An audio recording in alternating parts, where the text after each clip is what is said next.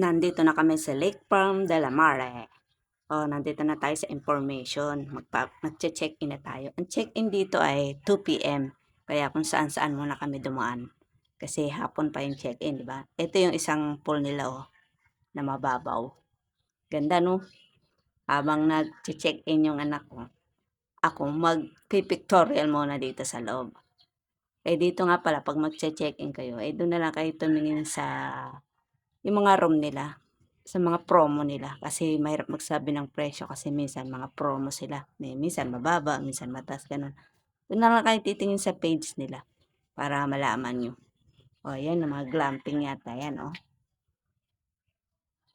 Siyempre, pasakay na kami sa aming shuttle. Ihatid na kami sa aming room. Hindi kami sa glamping kasi yung glamping walang sariling banyo, eh. Doon kami sa may banyo sa loob. Alam niyo ito, ano, paahon. Paahon palusong to, ganun eh. Kaya pag naglalakad ako dyan eh, nangangawit yung ano ko eh. Yung tuhod ko, no? Kasi nga matarik. Pero panalo ang view dito. Tingnan nyo naman, view pa lang, oh. Kasi malapit to sa Sierra Madre. Malapit na to dun. Ala nyo, oh. Diba?